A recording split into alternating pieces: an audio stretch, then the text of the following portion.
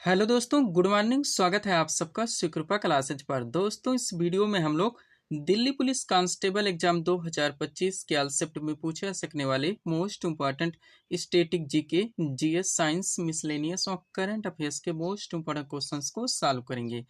दोस्तों, आपके एग्जाम्स में आपका पूरा static GK, GS, science, miscellaneous और करंट अफेयर्स के जितने भी टॉपिक से क्वेश्चंस पूछे जाने हैं, एक एक क्वेश्चन व एक एक फैक्ट चुन चुन के डाला गया है।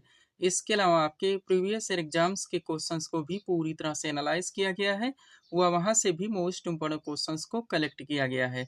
साथ में एक्स्ट्रा फैक्ट को पूरी तरह से कवर करने का प्रयास किया गया है। तो दोस्तों, आप लोग इन्हें कॉन्सेंट्रेट होकर सॉल्व करें। क्वेश्चंस कम सॉल्व होने पर पुनः प्रश्नों का रिवीजन करें, ताकि दिल्ली पुलिस कांस्टेबल एग्जाम 2025 में आप लोग static GK, GS, science, miscellaneous और करंट अफेयर्स के टॉपिक से अच्छा स्कोर कर सकें। पीडीएफ आपका दोस्तों पूरी तरह से रेडी कर दिया गया है। आपके एग्जाम्स में यहाँ से जो टोटल क्वेश्चंस का वेटेज है, जिसमें आपका पूरा स्टैटिक जीके आएगा, यानी कि परंपरागत सामान्य ज्ञान। आपके जीएस यानी कि सब्जेक्ट से क्वेश्चंस पूछे जाएंगे, हिस्ट्री, पॉलिटी, ज्योग्राफी, इकोनॉमिक्स। पूरा आपका साइंस आएगा, यानी कि physics, chemistry, bio, computer, miscellaneous यानी विविध वाला चैप्टर व करंट अफेयर्स। आपके पूरे पाठ्यक्रम को प्रिपेयर करके आपके पीडीएफ में कंप्लीट कर दिया गया है, जहां जहां से आपके एग्जाम्स में क्वेश्चंस पूछे जाने हैं। एक सफिशिएंट पूरी तरह से परफेक्ट पीडीएफ है दोस्तों, जिसको आप रिवाइज करके कम से कम समय में अच्छे से अच्छे स्कोर कर सकते हैं। ओनली 50 रुपीज दोस्तों इस पीडीएफ की पेड फीस रखी गई है। व्हाट्सएप नंबर आप लोगों के सामने है, जहां पर आप जुड़कर इस वैकेंसी का कंप्लीट पीडीएफ परचेज कर सकते हैं। तो चलिए दोस्तों, सीधे क्वेश्चंस की ओर चलते हम लोग वीडियो को स्टार्ट करेंगे पॉलिटी के टॉपिक से। पॉलिटी से पहला क्वेश्चन दोस्तों हमारे सामने है, देखेंगे किस टॉपिक से रखा गया है। क्वेश्चन है हमारा, भारतीय संविधान सभा की प्रथम बैठक कब हुई थी? करेक्ट आंसर होगा 9 दिसंबर 1946 ईस्वी में। पॉलिटी से पहला क्वेश्चन दोस्तों हमारा किस टॉपिक से रखा गया है? भारतीय संविधान सभा की प्रथम बैठक को लेकर आया हुआ है। तो आप लोग जानते हैं दोस्तों, भारतीय संविधान सभा की विभिन्न बैठकें, इनके विभिन्न अधिवेशन, विभिन्न समितियों का निर्माण हुआ, संविधान सभा का निर्माण तथा अंतरिम सरकार, यानी कि बहुत सारे क्वेश्चंस फैक्ट व कंटेंट इस टॉपिक से निकलते हैं, जो कि आपके एग्जाम में कंटिन्यू पूछे जाते हैं। तो पूरी तरह से ए टू जेड क्रम से कंप्लीट करके परफेक्ट सीट दोस्तों आपके सामने लगा दी गई है। अगर इस सीट को आप लोग अच्छे से प्रिपेयर करके चलते हैं, तो यकीन कीजिएगा दोस्तों, आप अपने एग्जाम्स के लिए बहुत सारे क्वेश्चंस फैक्ट व कंटेंट से एक साथ पूरी तरह से प्रिपेयर रहेंगे। तो चलिए दोस्तों, इस सुपर टॉपिक को हम लोग पूरी तरह से कंप्लीट करना शुरू करते हैं। क्वेश्चन था हमारा, भारतीय संविधान सभा की प्रथम बैठक कब हुई थी? करेक्ट आंसर होगा 9 दिसंबर 1946 ईस्वी में। आप चलिए दोस्तों, इस सीट को थोड़ा सा अपने सामने करते हैं। देखिएगा, इंपॉर्टेंट पॉइंट्स के द्वारा इस टॉपिक को क्रम से पूरी तरह से कंप्लीट किया गया है। पहला पॉइंट है हमारा, कैबिनेट मिशन की संस्तुतियों के आधार पर भारतीय संविधान के निर्माण के लिए संविधान सभा का गठन जुलाई 1946 ईस्वी में किया गया। आगे बढ़ेंगे। संविधान सभा का प्रथम अधिवेशन 9 दिसंबर 1946 ईस्वी को संसद भवन के केंद्रीय कक्ष में प्रारंभ हुआ। डॉक्टर सच्चिदानंद सिन्हा को सर्वसम्मति से अस्थायी अध्यक्ष चुना गया। अगला पॉइंट, 11 दिसंबर 1946 ईस्वी की बैठक में डॉक्टर राजेंद्र प्रसाद को संविधान सभा का अस्थायी अध्यक्ष चुना गया और 13 दिसंबर 1946 ईस्वी की बैठक में पंडित जवाहरलाल नेहरू ने उद्देश्य प्रस्ताव प्रस्तुत कर संविधान की आधारशिला रखी। हर फैक्ट, हर कंटेंट को आप लोग अच्छे से प्रिपेयर करके चलेंगे, ताकि किसी भी टॉपिक से कोई भी क्वेश्चन आपके एग्जाम में आपसे मिस ना हो। एक एक क्वेश्चन की कीमत आप लोग जानते हैं। आगे बढ़िएगा। पॉइंट है, संविधान के निर्माण का कार्य करने के लिए कई समितियां बनाई गईं। इनमें प्रारूप समिति प्रमुख थी। इसकी अध्यक्षता डॉक्टर भीमराव अंबेडकर ने की। वह प्रारूप समिति में डॉक्टर अंबेडकर के अतिरिक्त एन गोपाला स्वामी अयंगर, अल्लाद कृष्णा स्वामी अय्यर, के एम मुंशी, मोहम्मद सादुल्ला, डीपी खेतान, जिनकी मृत्यु 1948 में हो जाने के पश्चात इनके स्थान पर टीटी कृष्णमाचारी और एन माधवराव अन्य सदस्य थे। ध्यान रखेंगे दोस्तों, हम आपको बताना चाहेंगे, हमारे के एक सेंटेंस के कॉन्सेप्ट से बहुत सारे क्वेश्चंस, फैक्ट व कंटेंट निकलते हैं, जो कि आपके एग्जाम में भर भर के पूछे जाते हैं। यही वजह दोस्तों, हम अपने वीडियोस में ऑप्शन नहीं लगाते, क्योंकि ऑप्शन लगाने से ये सारे टॉपिक्स के कंटेंट एक साथ कंप्लीट नहीं हो सकते, केवल कंफ्यूजन क्रिएट होती है और टाइम टेकिंग हो जाता है। जो भी टॉपिक्स दोस्तों हमारे द्वारा जहाँ पे उठाए जाते हैं, उनको वहीं पे A to Z क्रम से पूरी तरह से कंप्लीट कर दिया था। इसके लिए मुझे कितने भी बुक से मटेरियल का कलेक्शन क्यों ना करना पड़े। वो हर टॉपिक्स दोस्तों आपके पूरे पाठ्यक्रम को प्रिपेयर करके आपके PDF में कंप्लीट कर दिया गया है, जहां जहां से आपके एग्जाम्स में क्वेश्चंस पूछे जाने हैं। आगे बढ़िएगा। अगला पॉइंट है आपका, BN राव को संविधान सभा का संवैधानिक सलाहकार नियुक्त किया गया। वह संविधान निर्माण के समय विभिन्न समितियों का गठन किया गया था। क्लियर रहिएगा। अब इस सीट को दोस्तों आप लोगों को अच्छे से प्रिपेयर करके चलने हैं, जहां पे संविधान निर्माण के समय जितनी भी समितियों का गठन किया गया था, आपके एग्जाम में डायरेक्टली क्वेश्चंस पूछे जाते हैं कि इनकी अध्यक्षता किनके द्वारा की गई थी। आप पूरी तरह से कंप्लीट करेंगे। देखिएगा, तो एक तरफ जितनी भी महत्वपूर्ण समितियां हैं उनके नाम दिए गए हैं, दूसरी तरफ दोस्तों उनके अध्यक्ष के नाम दिए गए हैं। स्टार्ट करते हैं हम लोग। बात की जाए दोस्तों प्रारूप समिति की, तो इसकी अध्यक्षता डॉक्टर भीमराव अंबेडकर ने की। कार्य संचालन हो गया और निर्मात्री सभा, इस समिति की अध्यक्षता डॉक्टर राजेंद्र प्रसाद के द्वारा हुई। संघ संविधान और संघ शक्ति समिति की बात की जाए तो इसकी अध्यक्षता पंडित जवाहरलाल नेहरू ने की। मूल अधिकार हो गया अल्पसंख्यक और प्रांतीय संविधान समिति की अध्यक्षता सरदार वल्लभ भाई पटेल के द्वारा हुई। प्रक्रिया हो गया वार्ता व तदर्थ झंडा समिति की अध्यक्षता डॉक्टर राजेंद्र प्रसाद के द्वारा हुई। अल्पसंख्यक उप समिति की अध्यक्षता दोस्तों HC मुखर्जी के द्वारा की गई और सदन समिति की दोस्तों अध्यक्षता P पट्टाभी सीतारमैया ने की। ध्यान रखिएगा। आगे बढ़ते हैं। अब संविधान निर्माण के समय दोस्तों आपके एग्जाम्स के लिए जितने भी बेसिक क्वेश्चंस निकलते हैं, आप क्रम से पूरी तरह से कंप्लीट करेंगे। देखिएगा, पहला पॉइंट है, भारतीय संविधान विश्व का सबसे विशाल संविधान है। इसके निर्माण में 2 वर्ष 11 माह और 18 दिन का समय लगा। आगे बढ़िएगा। संविधान सभा में कुल 389 सदस्य थे, जिनमें से 292 प्रांतीय विधानसभाओं से तथा 93 देशी रियासतों से आए थे। इनके अतिरिक्त 4 सदस्य चीफ कमिश्नरी के 4 प्रांतों से लिए गए थे। ये प्रांत हैं दिल्ली, अजमेर, मारवाड़, कुर्ग और ब्रिटिश बलूचिस्तान। आगे बढ़िएगा। डॉक्टर भीमराव अंबेडकर को भारतीय संविधान सभा के लिए बॉम्बे विधानसभा से चुना गया था। बाद में बंगाल से भी चुने गए, जहां मुस्लिम लीग सत्ता में थी। संविधान सभा के सदस्य भारत के राज्यों की विधानसभाओं के निर्वाचित सदस्यों द्वारा चुने गए थे। प्रत्येक प्रांत तथा प्रत्येक भारतीय राज्यों को उनकी जनसंख्या के अनुपात में स्थान आवंटित किए गए थे। मोटे तौर पर कहा जाए दोस्तों तो 10 लाख के लिए एक स्थान का अनुपात निर्धारित किया गया था। ध्यान रखिएगा। अगला पॉइंट, 3 जून 1947 की योजना के तहत जब पाकिस्तान के लिए अलग संविधान सभा की स्थापना कब 16 जुलाई 1947 ईस्वी को की गई, तो भारतीय संविधान सभा की सदस्य संख्या घटकर 299 रह गई, जिनमें से 229 प्रांतीय विधानसभाओं का और 70 देशी रियासतों का प्रतिनिधित्व करते थे। ध्यान रखिएगा। आगे बढ़ते हैं। अगला पॉइंट दोस्तों, भारतीय संविधान 26 नवंबर 1949 ईस्वी को बनकर तैयार हो गया और इसी दिन इसे अंगीकृत यानी कि पारित किया गया। संविधान को अंगीकृत यानी पारित करते समय टोटल 284 सदस्य उपस्थित थे, जिन्होंने अपने हस्ताक्षर किए थे। हर ट्रेंड से दोस्तों, हर फॉर्मेट से क्वेश्चंस को पूरी तरह से मेंशन कर दिया जाता है, जैसे कि आपके एग्जाम में घुमा घुमा के क्वेश्चन पूछे जाते हैं। आगे बढ़िएगा। हालांकि संविधान 26 नवंबर 1949 ईस्वी को तैयार हो गया था, परंतु इसके अधिकतर भागों को 26 जनवरी 1950 को लागू किया गया, क्योंकि वर्ष 1930 से ही संपूर्ण भारत में 26 जनवरी का दिन स्वाधीनता दिवस के रूप में मनाया जाता था। इसलिए 26 जनवरी 1950 को प्रथम गणतंत्र दिवस मनाया गया। आगे बढ़ेंगे। संविधान सभा की अंतिम बैठक 24 जनवरी 1950 को हुई और इसी दिन संविधान सभा द्वारा डॉक्टर राजेंद्र प्रसाद को भारत का प्रथम राष्ट्रपति निर्वाचित किया गया। नवनिर्मित संविधान में बात की जाए तो 395 अनुच्छेद 22 भाग व 8 अनुसूचियां थी, तथा वर्तमान संविधान में बात की जाए तो लगभग 448 अनुच्छेद 25 भाग और 12 अनुसूचियां हैं और डॉक्टर भीमराव अंबेडकर को भारतीय संविधान के जनक के रूप में जाना जाता है। ध्यान रखिएगा। आगे बढ़ते हैं। अब यहाँ पे दोस्तों आप लोग देश का जो अंतरिम मंत्रिमंडल का गठन किया गया था संविधान सभा के निर्माण के दौरान, इसको भी आप लोग पूरी तरह से कंप्लीट करेंगे। अलग अलग ट्रेंड से सारे दोस्तों फैक्ट आपके एग्जाम में पूछे जाते हैं। देखिएगा, पॉइंट है हमारा देश का अंतरिम मंत्रिमंडल। चलिए स्टार्ट करते हैं। बात की जाए दोस्तों इसमें पंडित जवाहरलाल नेहरू की, तो ये इसमें प्रधानमंत्री रहे। इसके अलावा विदेश मंत्रालय, राष्ट्रमंडल संबंध मंत्रालय और वैज्ञानिक अनुसंधान मंत्रालय इन्हें मिला था। सरदार वल्लभ भाई पटेल को दोस्तों गृह और सूचना एवं प्रसारण मंत्रालय दिया गया था। RK षणमुखम शेट्टी को वित्त मंत्रालय मिला था। डॉक्टर भीमराव अम्बेडकर को विधि मंत्रालय दिया गया था। सरदार बलदेव सिंह को दोस्तों रक्षा मंत्रालय मिला था। डॉक्टर जॉन मथाई को रेल एवं परिवहन मंत्रालय दिया गया था। ध्यान रखिएगा। आगे बढ़ते हैं। इसके बाद में है दोस्तों मौलाना अबुल कलाम आजाद, जिन्हें शिक्षा मंत्रालय दिया गया था। CH भाभा को वाणिज्य मंत्रालय मिला था। डॉक्टर राजेंद्र प्रसाद को खाद्य और कृषि मंत्रालय दिया गया था। डॉक्टर श्यामा प्रसाद मुखर्जी को उद्योग और आपूर्ति मंत्रालय मिला था। बाबू जगजीवन राम को श्रम मंत्रालय दिया गया था। राजकुमारी अमृत कौर को स्वास्थ्य मंत्रालय मिला था। रफी अहमद किदवई को दोस्तों संचार मंत्रालय दिया गया था। नरहर विष्णु गाडगिल की बात की जाए तो इन्हें खान एवं ऊर्जा मंत्रालय दिया गया था, ध्यान रखिएगा। आगे बढ़ते हैं।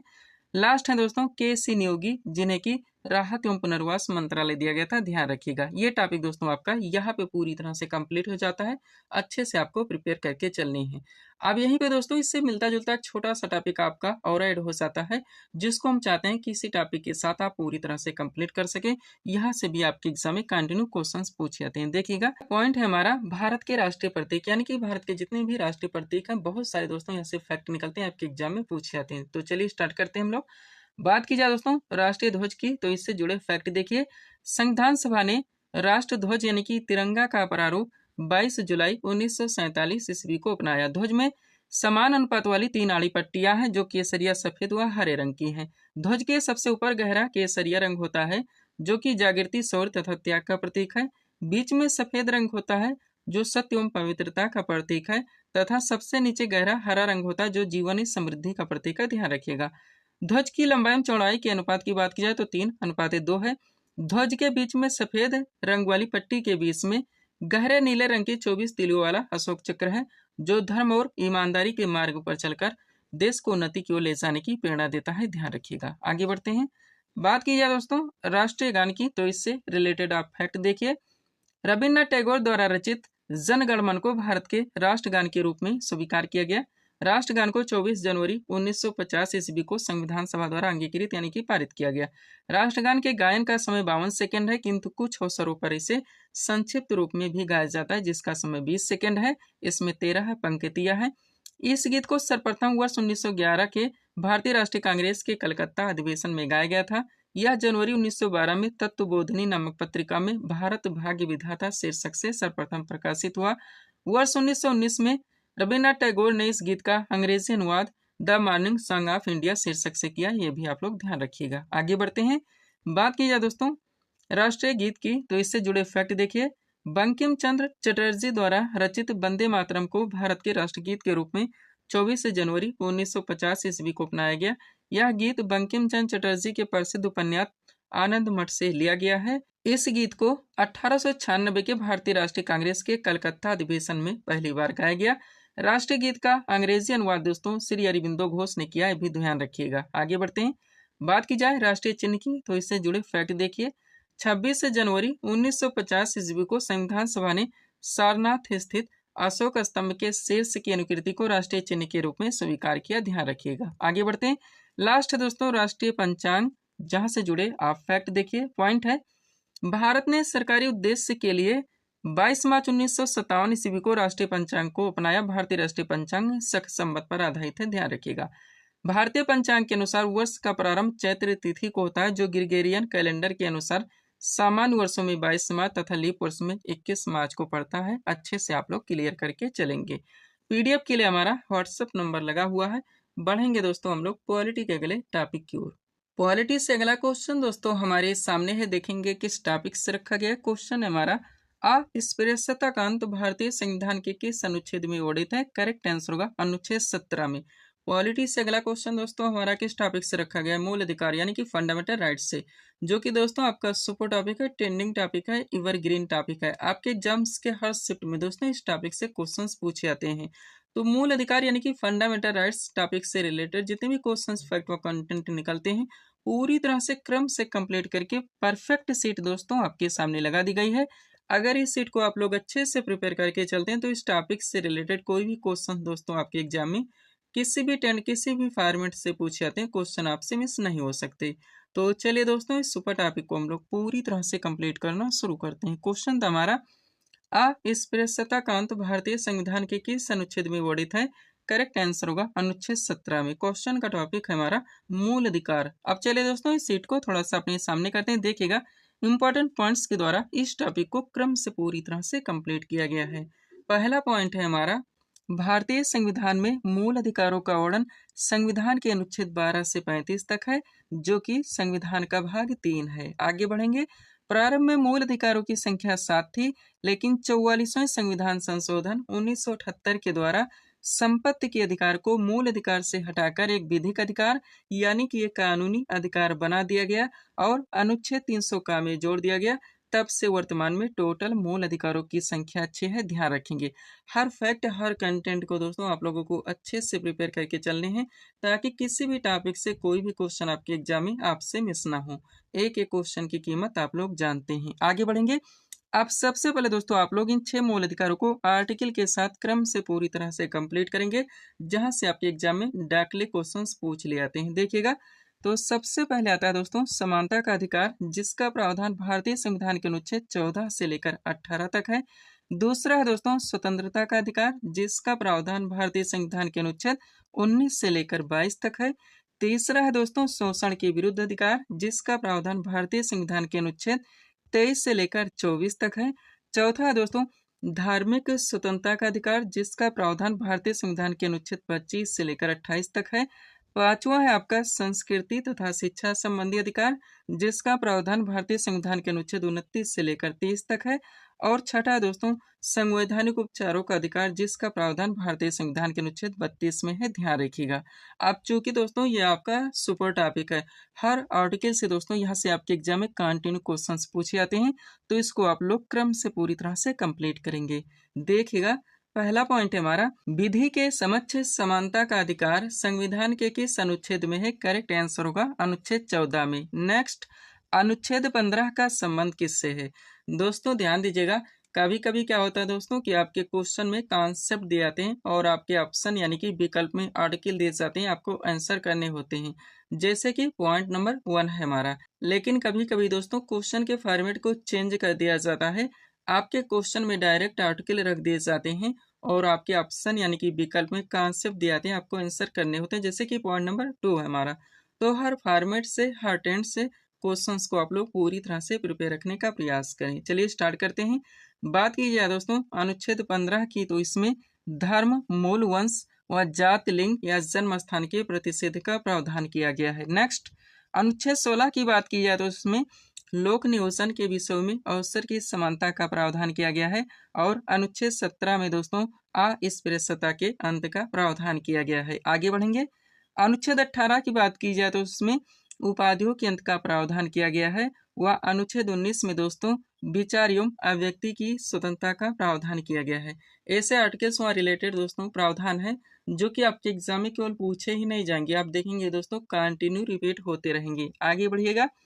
अनुच्छेद 20 की बात की जाए तो इसमें अपराधों के लिए दोष सिद्धि के संबंध में संरक्षण का प्रावधान किया गया है। वह अनुच्छेद 21 में दोस्तों प्राण और दैहिक स्वतंत्रता के संरक्षण का प्रावधान किया गया है। आगे बढ़ेंगे। अनुच्छेद 21 का की बात की जाए तो इसमें 6 से 14 वर्ष तक के सभी बच्चों को अनिवार्य और निःशुल्क शिक्षा का प्रावधान किया गया है।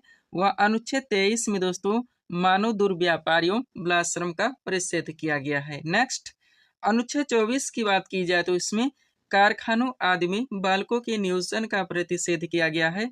वह अनुच्छेद 29 में दोस्तों अल्पसंख्यक वर्गों के हितों के संरक्षण का प्रावधान किया गया है। और लास्ट है दोस्तों आपका अनुच्छेद 32, जिसमें संवैधानिक उपचारों के अधिकारों का प्रावधान किया गया है। हर कंटेंट हर फैक्ट को दोस्तों आप लोगों को अच्छे से प्रिपेयर करके चलने हैं। हम आपको बताना चाहेंगे दोस्तों कि हमारे एक सेंटेंस है कि कॉन्सेप्ट से बहुत सारे क्वेश्चंस फैक्ट व कंटेंट निकलते हैं जो कि आपके एग्जाम में भर भर के पूछे जाते हैं। यही वजह दोस्तों अपने वीडियोस में ऑप्शन नहीं लगाते। आगे बढ़िएगा। एक छोटा सा नोट देखिए दोस्तों ताकि ये टॉपिक आपका पूरी तरह से क्लियर हो सके। देखिएगा, इंपॉर्टेंट पॉइंट है हमारा 44वें संवैधानिक संशोधन 1978 ने यह स्पष्ट किया कि राष्ट्रपति द्वारा राष्ट्रीय आपातकाल के दौरान अनुच्छेद 20 जिसमें प्रावधान है अपराधों के लिए दोष सिद्धि के संबंध में संरक्षण, और अनुच्छेद 21 जिसमें प्रावधान है जीवन और व्यक्तिगत स्वतंत्रता की सुरक्षा को निलंबित नहीं किया सकता। डायरेक्टली आपके एग्जाम में क्वेश्चंस पूछे जाते हैं दोस्तों कि वो कौन कौन से हमारे अधिकार हैं या आर्टिकल्स हैं दोस्तों या राइट्स हैं या अनुच्छेद हैं जो कि आपातकाल के दौरान भी नष्ट नहीं होते, खत्म नहीं होते या समाप्त नहीं होते।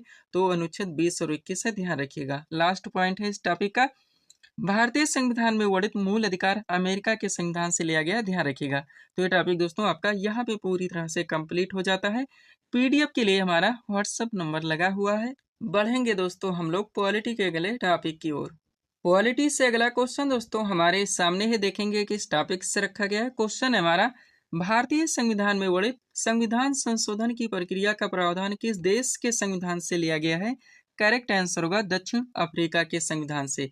पॉलिटी से अगला क्वेश्चन दोस्तों हमारा किस टॉपिक से रखा गया है। भारतीय संविधान के विदेशी स्रोत से डायरेक्टली आपके एग्जाम में क्वेश्चंस पूछे जाते हैं दोस्तों कि मूल अधिकार किस देश के संविधान से लेगा, मौलिक कर्तव्य कहाँ से लेगा, राज्य के नीति निर्देशक तत्व कहाँ से ली गई, समवर्ती सूची कहाँ से ली गई, एकल नागरिकता कहाँ से ली गई, संविधान संशोधन प्रक्रिया कहाँ से ली गई है। तो जितने भी हो सकते हैं पूरी तरह से कंप्लीट करके दोस्तों परफेक्ट सीट आपके सामने लगा दी गई है। जब चाहे दोस्तों इस टॉपिक को आप लोग 2 मिनट में पूरी तरह से रिवाइज कर सकते हैं।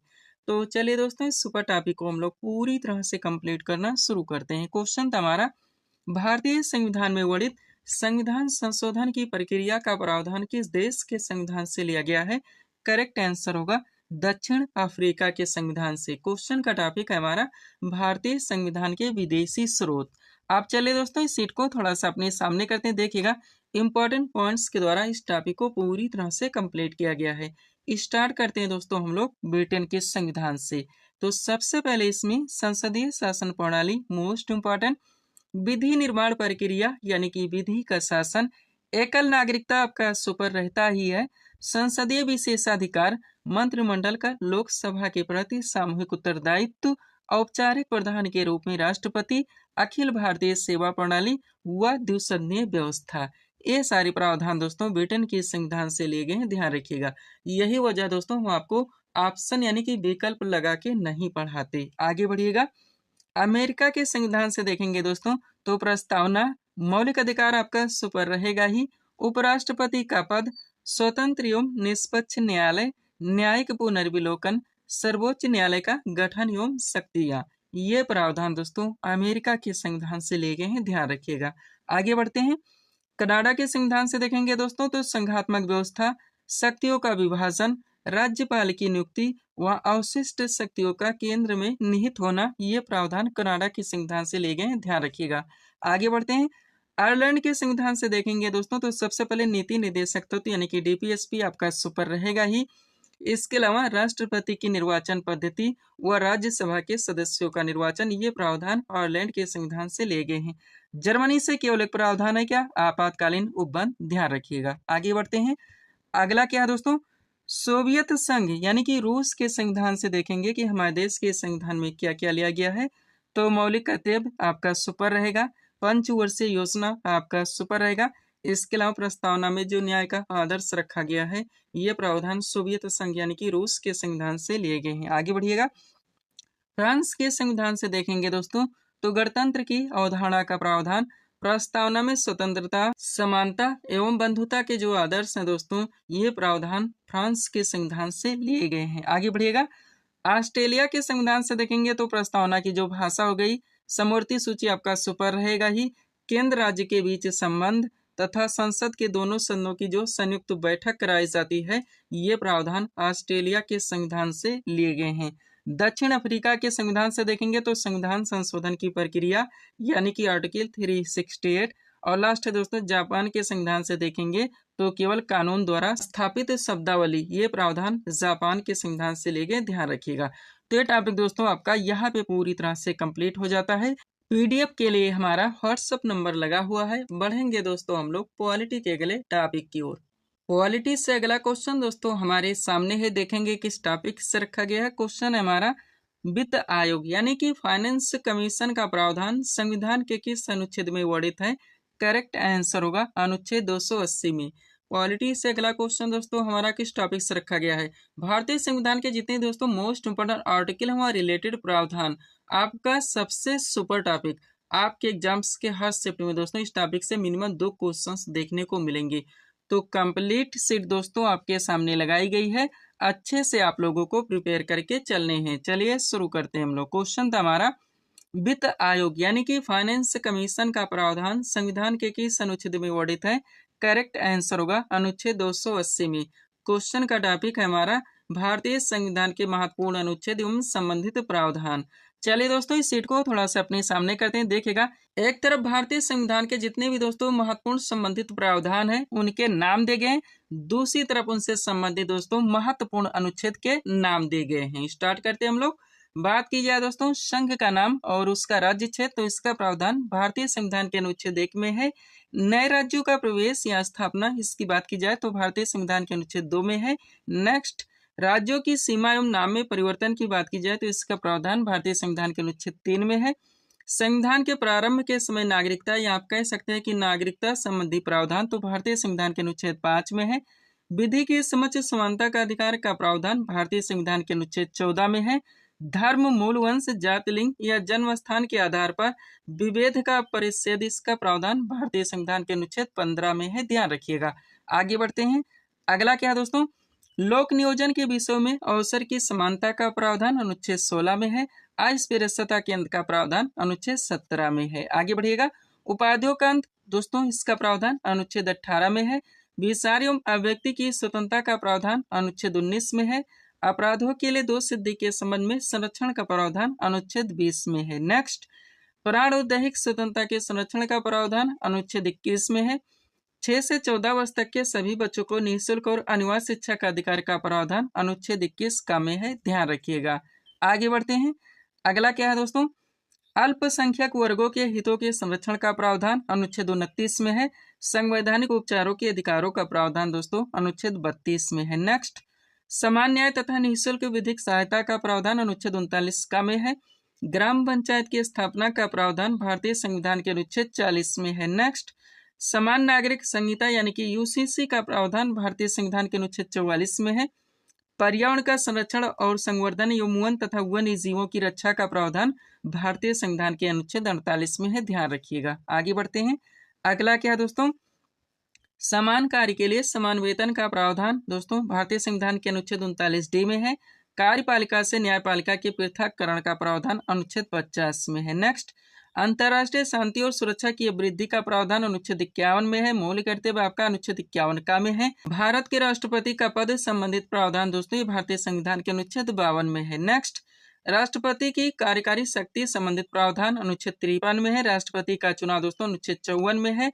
और राष्ट्रपति के चुनाव की जो प्रक्रिया अपनाई जाती है दोस्तों ये भारतीय संविधान के अनुच्छेद 55 में है। ध्यान रखिएगा। आगे बढ़ते हैं। अगला क्या है दोस्तों, राष्ट्रपति के कार्यकाल संबंधित प्रावधान दोस्तों अनुच्छेद 56 में है। राष्ट्रपति के महाभियोग की प्रक्रिया संबंधित प्रावधान अनुच्छेद 61 में है। उपराष्ट्रपति का निर्वाचन संबंधित प्रावधान अनुच्छेद 66 में है। राष्ट्रपति द्वारा क्षमादान की शक्ति का प्रावधान अनुच्छेद 72 में है। नेक्स्ट, राष्ट्रपति को सहायता और सलाह देने के लिए जो मंत्रिपरिषद की व्यवस्था की गई है ये अनुच्छेद 74 में है। भारत का महान्यायवादी अनुच्छेद 76 में। संसद के गठन का प्रावधान दोस्तों ये भारतीय संविधान के अनुच्छेद 79 में है। ध्यान रखिएगा। आगे बढ़ते हैं। अगला क्या है, राज्यसभा के गठन संबंधित प्रावधान 80 में है। और लोकसभा के गठन का प्रावधान दोस्तों भारतीय संविधान के अनुच्छेद 81 में है। संसद के दोनों सदनों की जो संयुक्त बैठक कराई जाती है इसका प्रावधान भारतीय संविधान के अनुच्छेद 108 में है। नेक्स्ट, धन विधेयक की परिभाषा का प्रावधान अनुच्छेद 110 में है। वार्षिक वित्तीय विवरण जिसे हम लोग बजट के नाम से जानते हैं इसका प्रावधान भारतीय संविधान के अनुच्छेद 112 में है।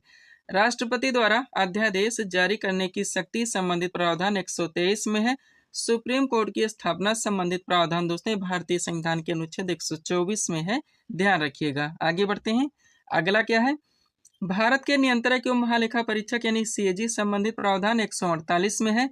भारत के नियंत्रक एवं महालेखा परीक्षक यानी कि सीएजी के कर्तव्य का प्रावधान दोस्तों ये भारतीय संविधान के अनुच्छेद 149 में है। नेक्स्ट, राज्यपाल की नियुक्ति संबंधित प्रावधान 155 में है। राज्यपाल द्वारा क्षमादान की शक्ति का प्रावधान ये अनुच्छेद 161 में है। राज्य का महाधिवक्ता दोस्तों 165 में है। राज्यपाल द्वारा अध्यादेश जारी करने की शक्ति ये 213 में है। और उच्च न्यायालय के न्यायाधीशों की नियुक्ति संबंधित प्रावधान ये भारतीय संविधान के अनुच्छेद 217 में है। ध्यान रखिएगा। आगे बढ़ते हैं। अगला क्या दोस्तों, उच्च न्यायालय को रिट जारी करने का अधिकार दोस्तों अनुच्छेद 226 में है। पंचायती राज की परिभाषा संबंधित प्रावधान अनुच्छेद 243 में है। वित्त आयोग दोस्तों 280 में है। राज्य में राष्ट्रपति शासन संबंधित प्रावधान ये 356 में है। नेक्स्ट, वित्तीय आपातकाल घोषित करने का प्रावधान 360 में है। संघ की राजभाषा की बात की जाए तो 343 में है। संपत्ति का अधिकार दोस्तों ये अनुच्छेद 300A में आता है। और राष्ट्रपति द्वारा आपातकाल घोषित करने का प्रावधान दोस्तों ये भारतीय संविधान के अनुच्छेद 352 में है। ध्यान रखिएगा। आगे बढ़ते हैं। अगला क्या है दोस्तों आपका, राष्ट्रपति और राज्यपालों की विशेष सुरक्षा का प्रावधान ये भारतीय संविधान के अनुच्छेद 361 में है। प्रमुख बंदरगाहों और हवाई अड्डों के संबंध में विशेष प्रावधान, ये भारतीय संविधान के अनुच्छेद 364 में है। और लास्ट है दोस्तों, संसद को संविधान में संशोधित करने की शक्ति और प्रक्रिया संबंधित प्रावधान, ये भारतीय संविधान के अनुच्छेद 368 में। ध्यान रखिएगा, अच्छे से आपको कंप्लीट करके चलने हैं। पीडीएफ के लिए हमारा व्हाट्सएप नंबर लगा हुआ है। बढ़ेंगे दोस्तों हम लोग अब स्टैटिक जीके के टॉपिक की ओर। स्टैटिक जीके से अगला क्वेश्चन दोस्तों हमारे सामने है, देखेंगे किस टॉपिक से रखा गया है। क्वेश्चन है हमारा, त्रिस्तरीय पंचायती राज व्यवस्था का सुझाव किस समिति ने दिया? करेक्ट आंसर होगा बलवंत राय मेहता समिति ने। स्टैटिक जीके से अगला क्वेश्चन दोस्तों हमारा किस टॉपिक से रखा गया है? पंचायती राज व्यवस्था से आपका सुपर टॉपिक है दोस्तों, ट्रेंडिंग टॉपिक है। आपके एग्जाम्स में कंटिन्यू इस टॉपिक से क्वेश्चंस देखने को मिलेंगे। तो कंप्लीट शीट दोस्तों आपके सामने लगा दी गई है, अच्छे से आप लोगों को प्रिपेयर करके चलने हैं। चलिए शुरू करते हैं हम लोग। क्वेश्चन था हमारा, त्रिस्तरीय पंचायती राज व्यवस्था का सुझाव किस समिति ने दिया? करेक्ट आंसर होगा बलवंत राय मेहता समिति ने। क्वेश्चन का टॉपिक है हमारा पंचायती राज व्यवस्था। अब चलिए दोस्तों इस सीट को थोड़ा सा अपने सामने करते हैं, देखिएगा इंपॉर्टेंट पॉइंट्स के द्वारा इस टॉपिक को पूरी तरह से कंप्लीट किया गया है। पहला पॉइंट है हमारा, पंचायती राज व्यवस्था भारत में स्थानीय स्वशासन का एक विकेंद्रीकृत रूप है। यह ग्रामीण समुदायों को सशक्त बनाने और जमीनी स्तर पर लोकतंत्र को बढ़ावा देने के लिए पेश की गई थी। ध्यान रखिएगा। अब आप जानते हैं दोस्तों कि पंचायती राज व्यवस्था में 3 स्तर होते हैं, तो सबसे पहले आप इसको कंप्लीट कीजिए। पॉइंट है हमारा, पंचायती राज व्यवस्था में 3 स्तर होते हैं, ग्राम पंचायत, पंचायत समिति और जिला परिषद। ध्यान रखिएगा। आगे बढ़ते हैं। अब यहाँ से दोस्तों आप लोगों को एक एक फैक्ट को अच्छे से प्रिपेयर करके चलने हैं। देखिएगा, पहला पॉइंट है, भारत में प्रतिवर्ष 24 अप्रैल को राष्ट्रीय पंचायती राज दिवस मनाया जाता है। इस दिवस का मुख्य उद्देश्य स्थानीय शासन के महत्व के बारे में जागरूकता बढ़ाना है। पंचायती राज व्यवस्था को 73वें संविधान संशोधन 1992 के द्वारा संवैधानिक दर्जा प्रदान किया गया। पंचायती राज व्यवस्था सर्वप्रथम 2 अक्टूबर 1959 को राजस्थान के नागौर जिले से आरंभ की गई। त्रिस्तरीय पंचायती राज व्यवस्था का सुझाव बलवंत राय मेहता समिति के द्वारा दिया गया। संविधान की 11वीं अनुसूची में इसको रखा गया। इसके दायरे में दोस्तों टोटल 29 कार्यों को शामिल किया गया है। अगला पॉइंट है, लॉर्ड रिपन को भारत में स्थानीय स्वशासन का जनक माना जाता है। ध्यान रखिएगा। आगे बढ़ते हैं। अब सबसे पहले दोस्तों आप 4 क्वेश्चन को कंप्लीट कीजिए। हर एंड हर फॉर्मेट से दोस्तों क्वेश्चंस को पूरी तरह से प्रिपेयर करने का प्रयास कर दिया जाता है, जैसे जैसे कि आपके एग्जाम में क्वेश्चंस पूछे जाते हैं। देखिएगा, पहला क्वेश्चन है, ग्राम पंचायत की स्थापना का प्रावधान भारतीय संविधान के किस अनुच्छेद में है? करेक्ट आंसर होगा अनुच्छेद 40 में। नेक्स्ट, ग्राम पंचायत की स्थापना का प्रावधान भारतीय संविधान के किस भाग में? तो भाग 4 में। आगे बढ़िएगा। बलवंत राय मेहता समिति का गठन कब किया गया था? तो 1957 में।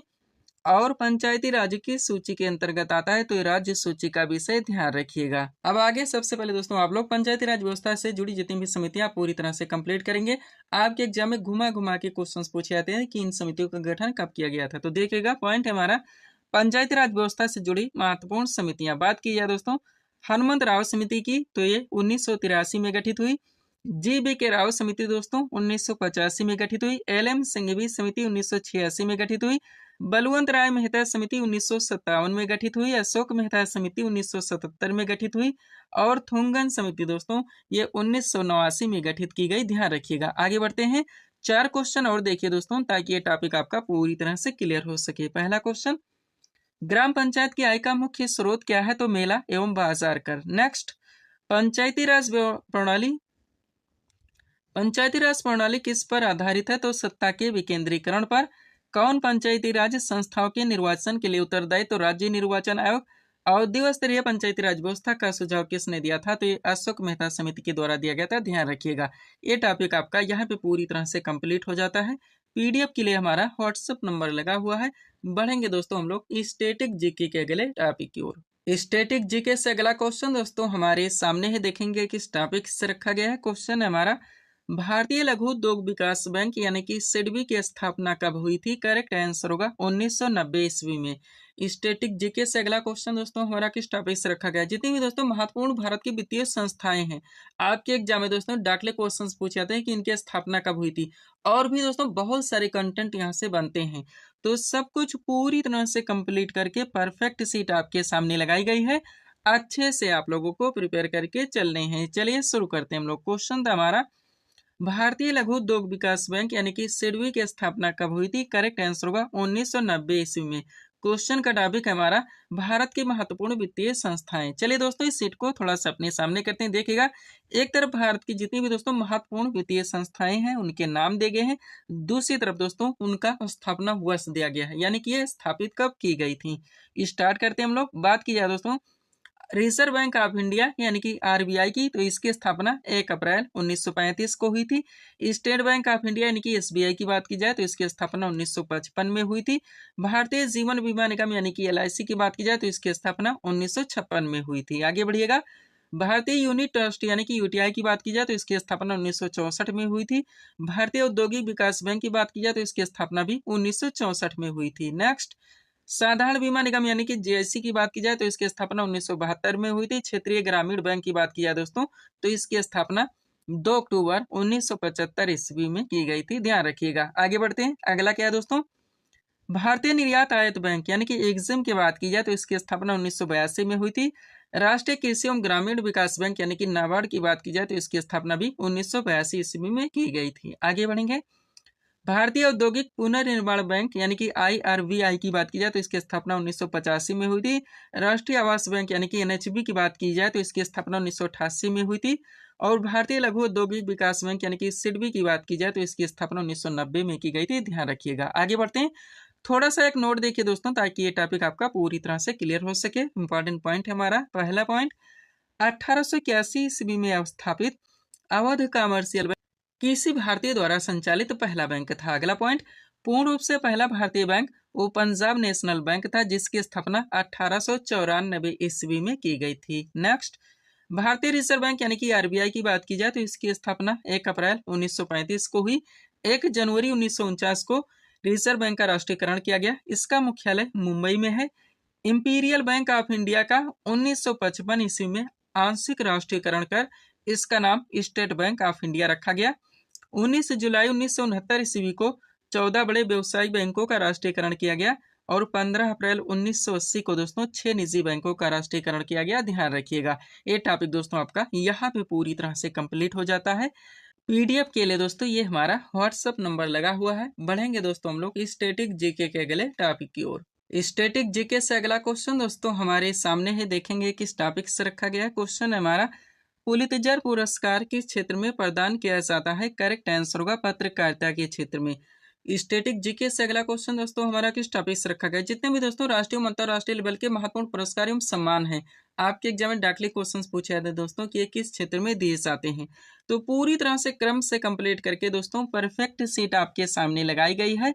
अच्छे से आप लोगों को प्रिपेयर करके चलने हैं। चलिए शुरू करते हैं हम लोग। क्वेश्चन था हमारा, पुलित्जर पुरस्कार किस क्षेत्र में प्रदान किया जाता है? करेक्ट आंसर होगा पत्रकारिता के क्षेत्र में। क्वेश्चन का टॉपिक है हमारा महत्वपूर्ण राष्ट्रीय और अंतरराष्ट्रीय पुरस्कार तथा संबंधित क्षेत्र। चलिए दोस्तों इस सीट को थोड़ा सा अपने सामने करते हैं। देखिएगा, एक तरफ दोस्तों राष्ट्रीय और अंतरराष्ट्रीय लेवल के पुरस्कार एवं सम्मान के नाम दिए गए हैं, दूसरी तरफ दोस्तों उनसे संबंधित क्षेत्र के नाम दिए गए हैं।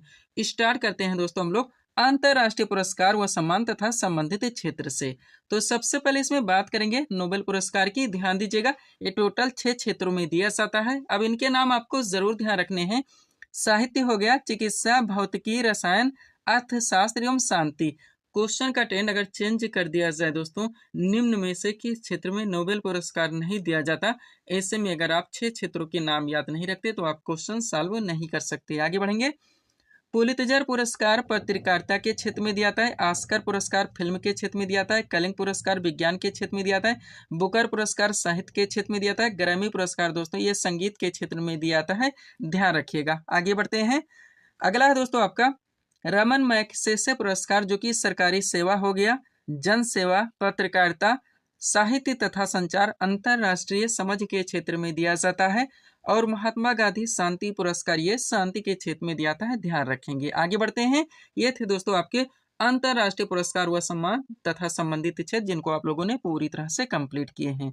आप देखिएगा, जितने भी दोस्तों राष्ट्रीय लेवल के पुरस्कार व सम्मान व संबंधित क्षेत्र हैं हम लोग पूरी तरह से कंप्लीट करेंगे।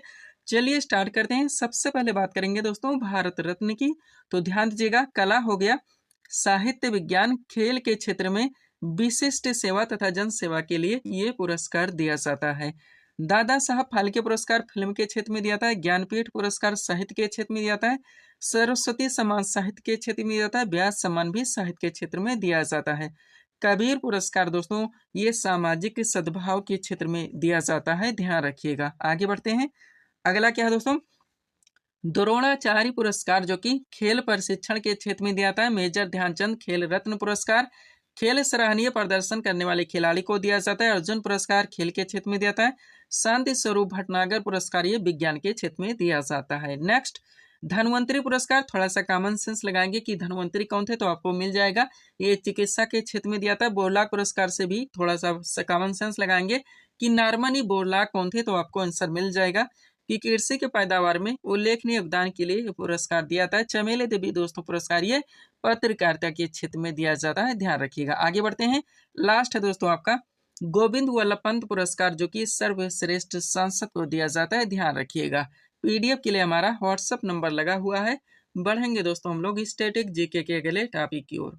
स्टैटिक जीके से अगला क्वेश्चन दोस्तों हमारे सामने है, देखेंगे किस टॉपिक से रखा गया है। क्वेश्चन हमारा, हर्षचरित नामक पुस्तक के लेखक कौन है? करेक्ट आंसर होगा बाणभट्ट। स्टैटिक जीके से अगला क्वेश्चन दोस्तों हमारा किस टॉपिक से रखा गया है। जितनी दोस्तों महत्वपूर्ण प्राचीन पुस्तकें हैं आपके एग्जाम में डायरेक्टली क्वेश्चंस पूछे जाते हैं दोस्तों कि इनके लेखक कौन है, तो कंप्लीट सीट आपके सामने लगा दी गई है।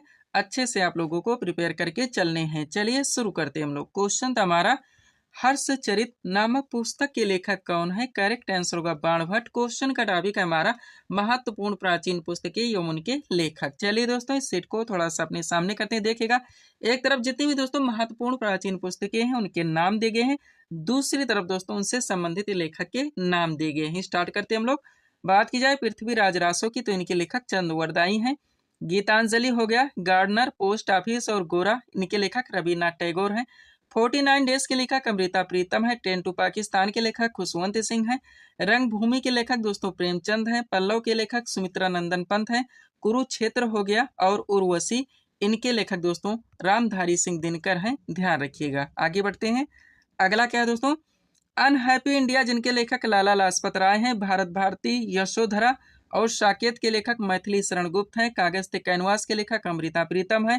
पंचतंत्र के लेखक विष्णु शर्मा है। द कंपनी ऑफ बीमैन के लेखक खुशवंत सिंह है। प्रेम वाटिका के लेखक रसखान है। नेचुरल हिस्ट्री के लेखक दोस्तों पिलनी है। बुद्ध चरितम के लेखक दोस्तों अस घोष हैं, ध्यान रखिएगा। आगे बढ़ते हैं, अगला क्या दोस्तों, कादम्बरी के लेखक बाणभट्ट हैं। द इंडियन स्ट्रगल के लेखक सुभाष चंद्र बोस हैं। शाहनामा के लेखक फिरदौसी हैं। सूर सागर हो गया, सूर सारावली और साहित्य लहरी के लेखक सूरदास जी हैं। हुमायूं नामा की लेखिका गुलवदन बेगम है। लाइफ डिवाइन के लेखक अरविंद घोष हैं। अनामिका के लेखक दोस्तों सूर्यकांत त्रिपाठी निराला हैं, ध्यान रखिएगा। आगे बढ़ते हैं, अगला है दोस्तों यामा जिनके लेखक महादेव वर्मा हैं। एन एरिया ऑफ डार्कनेस के लेखक वी एस नायपाल हैं। हिंदू व्यू ऑफ लाइफ के लेखक डॉक्टर सर्वपल्ली राधाकृष्णन हैं। राजतरंगिणी के लेखक कल्हण है। कुमार संभवम, अभिज्ञान शाकुंतलम और मेघदूत के लेखक कालिदास जी हैं। मालती माधव के लेखक भवभूति हैं। किताबुल हिंद के लेखक अलबरूनी हैं। दादा कामरेड के लेखक दोस्तों यशपाल हैं, ध्यान रखेंगे। आगे बढ़ते हैं, अगला क्या है, चिदम्बरा जिनके लेखक सुमित्रा नंदन पंत है। The dark room, my days और मालगुडी डेज के लेखक आर के नारायण हैं। चंद्रकांता के लेखक देवकी नंदन खत्री हैं। कामसूत्र के लेखक वास्यायन हैं। हितोपदेश के लेखक नारायण पंडित हैं। अर्थशास्त्र के लेखक चाणक्य कौटिल्य हैं। कामायनी के लेखक जयशंकर प्रसाद हैं। अष्टाध्यायी के लेखक दोस्तों पाणिनि हैं, ध्यान रखिएगा। आगे बढ़ते हैं, अगला दोस्तों इंडिका जिनके लेखक मेगास्थनीस हैं। आईन अकबरी हो गया और अकबरनामा, इनके लेखक अबुल फजल हैं। बीजा के लेखक दोस्तों कबीर दास जी हैं। गोदान हो गया, कर्मभूमि, इनके लेखक प्रेमचंद हैं। इंटरलैंड इंडिया की लेखिका इंदिरा गांधी जी हैं। कुली के लेखक मुल्कराज आनंद है। मृक्ष कटिकम के लेखक शूद्रक हैं, ध्यान रखेंगे। आगे बढ़ते हैं, अगला क्या है दोस्तों, बिंग साफायर जो कि एक जीवनी है। टर्निंग पॉइंट और इंडिया 2020, इनके लेखक डॉक्टर एपीजे अब्दुल कलाम हैं। द डिस्कवरी ऑफ इंडिया के लेखक पंडित जवाहरलाल नेहरू हैं। इंडिया डिवाइडेड के लेखक डॉक्टर राजेंद्र प्रसाद हैं। माई एक्सपेरिमेंट विद ट्रूथ और हिंद स्वराज के लेखक महात्मा गांधी जी हैं। आनंद मठ के लेखक बंकिम चंद्र चटर्जी हैं। इंडिया विंस फ्रीडम के लेखक मौलाना अबुल कलाम आजाद हैं। मधुशाला के लेखक दोस्तों हरिवंश राय बच्चन हैं, ध्यान रखेंगे आप लोग। आगे बढ़ते हैं, लास्ट दोस्तों सत्यार्थ प्रकाश जिनके लेखक स्वामी दयानंद सरस्वती हैं, ध्यान रखेंगे आप लोग। पीडीएफ के लिए दोस्तों ये हमारा व्हाट्सएप नंबर लगा हुआ है। बढ़ेंगे दोस्तों अब हम लोग साइंस के टॉपिक की ओर। इस वीडियो में साइंस के जो क्वेश्चन लगाए गए हैं दोस्तों, वो आपके सबसे ज़्यादा वेटेज के टॉपिक से हैं, यानी कि बायो के टॉपिक से हैं। इजी टू मॉडरेट ट्रेंड पे क्वेश्चंस को सेट किया गया है। अच्छे से आप लोगों को प्रिपेयर करके चलने हैं। चलिए शुरू करते हैं हम लोग। पहला क्वेश्चन है दोस्तों, पौधे के किस भाग से काफ़ी प्राप्त की जाती है? करेक्ट आंसर होगा कली से। नेक्स्ट, पसीने वाली ग्रंथियां मानव शरीर के किस अंग में मौजूद होती हैं? करेक्ट आंसर होगा यकृत में। नेक्स्ट, मानव शरीर में नमक की मात्रा कितनी होती है? करेक्ट आंसर होगा 0.4%। आगे बढ़ेंगे। रक्तहीन सर्जरी किसके माध्यम से की जाती है? तो लेजर के माध्यम से। और जैव प्रौद्योगिकी का तात्पर्य क्या है? करेक्ट आंसर होगा औद्योगिक प्रक्रियाओं में सजीवों का उपयोग। नेक्स्ट, किसने सर्वप्रथम पेसमेकर का आविष्कार किया था? तो क्रिश्चियन बर्नार्ड ने। और पोलियो का पहला प्रभावी टीका किसने बनाया था? करेक्ट आंसर होगा जोनासी साल्क ने। आगे बढ़ेंगे। खारे पानी में पैदा होने वाले पौधे कहलाते हैं तो हेलोफाइट। और दुनिया का पहला मानव हृदय प्रत्यारोपण किसने किया था? करेक्ट आंसर होगा क्रिश्चियन बर्नार्ड ने। नेक्स्ट, पाचन के अंत में जारी ऊर्जा का रूप कौन सा होता है? तो रासायनिक ऊर्जा। वह दूध से दही बनाने का काम कौन करता है? तो जीवाणु। आगे बढ़ेंगे। पेड़ की आयु का निर्धारण होता है तो वार्षिक वलय की संख्या से। और कोशिका का ऊर्जा गिरे किसे कहा जाता है? करेक्ट आंसर होगा माइटोकॉन्ड्रिया को ध्यान रखेंगे। आगे बढ़ते हैं। अगला क्वेश्चन है दोस्तों, कोशिका में प्रोटीन निर्माण का सक्रिय स्थल है तो राइबोसोम है। नेक्स्ट, कोशिका की आत्महत्या की थैलई कहलाता है तो लाइसोसोम है। नेक्स्ट, कोशिका में पाया जाने वाला आनुवंशिक पदार्थ है तो डीएनए है, ध्यान रखिएगा। नेक्स्ट, डीएनए का द्विकुंडल प्रारूप किसने दिया था? तो वाटसन एवं क्रिक ने। वह मनुष्य में किस क्रोमोसोम के मिलने से पुत्र का जन्म होगा? तो पुरुष का Y एवं स्त्री का X। आगे बढ़िएगा। जीन का सर्वप्रथम कृत्रिम संश्लेषण किसने किया था? हरगोविंद खुराना ने। वह उत्परिवर्तन के सिद्धांत के प्रतिपादक कौन थे? करेक्ट आंसर होगा ह्यूगो डी व्रीज। आगे बढ़िएगा। प्राकृतिक चयन का सिद्धांत किसने दिया था? चार्ल्स डार्विन ने। डीएनए का प्रमुख कार्य क्या है? तो आनुवंशिक क्रियाओं का संचालन करना। नेक्स्ट, हीमोफीलिया रोग से ग्रसित व्यक्ति में डैश कर दिया गया है तो क्या होता है? खून का बहना बंद नहीं होता है। डॉल्फिन किस वर्ग का उदाहरण है? स्तनधारी। और रक्त किस प्रकार का ऊतक है? करेक्ट आंसर होगा रक्तक तरल संयोजी ऊतक है, ध्यान रखिएगा। आगे बढ़ते हैं। अगला क्वेश्चन है दोस्तों, आलू में मोज़ेक रोग यानी कि मोज़ेक डिसीज का कारक तत्व है। करेक्ट आंसर होगा विषाणु। नेक्स्ट, वृक्ष की छालों पर उगने वाले कवक कहलाते हैं तो कार्टिकोल्स। व गोबर पर उगने वाले कवक कहलाते हैं। करेक्ट आंसर होगा कोप्रोफिलस। नेक्स्ट, लाइकेन सूचक होते हैं वायु प्रदूषण के। खाद्य ऊर्जा को हम किस इकाई में माप सकते हैं? तो कैलोरी में। दूरबीन का आविष्कार किसने किया था? गैलीलियो ने। मानव शरीर में पाचन क्रिया कहाँ से प्रारंभ होती है? तो मुख से। और पेसमेकर का संबंध किससे है? करेक्ट आंसर होगा हृदय से। नेक्स्ट, पेसमेकर का कार्य क्या है? तो दिल की धड़कन प्रारंभ करना। आगे बढ़िएगा। रक्त का शुद्धिकरण कहाँ पर होता है? किडनी में। मानव शरीर में खून के शुद्धिकरण की प्रक्रिया को क्या कहते हैं? तो डायलिसिस। पाचन क्रिया में प्रोटीन किस पदार्थ में बदल जाते हैं? इम्यूनो अम्ल में। व पित्त किसके द्वारा पैदा किया जाता है? करेक्ट आंसर होगा यकृत के द्वारा। नेक्स्ट, शरीर में हीमोग्लोबिन का कार्य है। करेक्ट आंसर होगा ऑक्सीजन का परिवहन करना, ध्यान रखिएगा। आगे बढ़ते हैं। अगला क्वेश्चन है दोस्तों, सूर्य के प्रकाश से कौन सा विटामिन प्राप्त होता है? तो विटामिन डी है। नेक्स्ट, अदरक का कौन सा हिस्सा खाया जाता है? तो तना है। दौड़ लगाते समय मनुष्य के रक्तचाप पर क्या प्रभाव पड़ता है? तो रक्तचाप बढ़ जाता है। संपूर्ण जेनेटिक कोड का पता किसने लगाया? हरगोविंद खुराना ने। डीएनए का डबल हेलिक्स मॉडल किसने दिया? वाटसन ने। तारपीन का तेल प्राप्त किया जाता है चीड़ से। टिक्का रोग किस फसल से संबंधित है? तो मूंगफली से। धान में खैरा रोग किसके कारण होता है? तो जस्ता की कमी के कारण। और लार किसके पाचन में सहायक होती है? करेक्ट आंसर होगा स्टार्च के, ध्यान रखिएगा। तो इस वीडियो को दोस्तों हम यहीं पे विराम देना चाहेंगे। और भी टॉपिक्स या दोस्तों क्वेश्चन इसमें ऐड करते हैं तो आपका वीडियो लंबा खींचेगा। तो मिलते हैं दोस्तों हम आपको अपने अगले वीडियोस में। Thanks for watching.